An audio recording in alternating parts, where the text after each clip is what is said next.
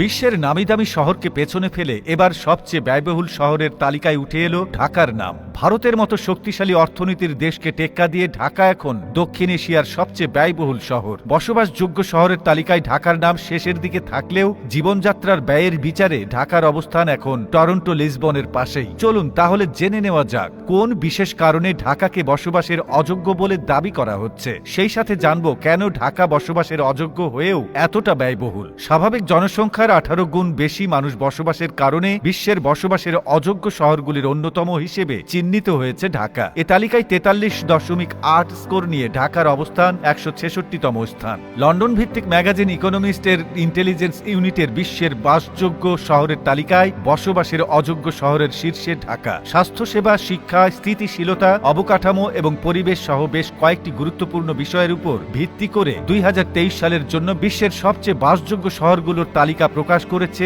The ইকোনমিস্টের সহযোগী সংস্থা UIU। এর তালিকায় স্থান পেয়েছে বিশ্বের মোট 173টি শহর, যেখানে বাংলাদেশের ঢাকা স্থান পেয়েছে 166 নম্বরে। 2023 সালের মতো 2022 সালেও ঢাকার অবস্থান একই ছিল। ঢাকার বিপুল জনবসতি, দূষণ ও ঘিঞ্জি পরিবেশের কারণে ক্রমশ বসবাসের স্থান হিসেবে পেছনের সারিতে চলে যাচ্ছে ঢাকা। বিশ্লেষকদের দাবি, ঢাকা শহরে বানানো হচ্ছে সারি সারি কনক্রিটের কাঠামো। পরিবেশের কথা চিন্তা করে চলছে সবুজ নিধন, খাল ভরাট এবং দখল চলছে প্রতিদিন। এই শহরের বাতাসে ধুলো, নদীতে, রাস্তায়, নর্দমায় আবর্জনার পুরো আস্তরণ, শারীরিক, সামাজিক, মানসিক বিকাশে প্রয়োজনীয় সুব্যবস্থার চরম সংকট। মূলত এসব কারণেই ঢাকা প্রতিবছর শীর্ষস্থান দখল করে দিচ্ছে বসবাসের অযোগ্য শহরের তালিকায়। ঢাকায় মেট্রো রেল এবং এলিভেটর এক্সপ্রেসওয়ের মতো মেগা প্রকল্প করা হচ্ছে, কিন্তু তা অপর্যাপ্ত।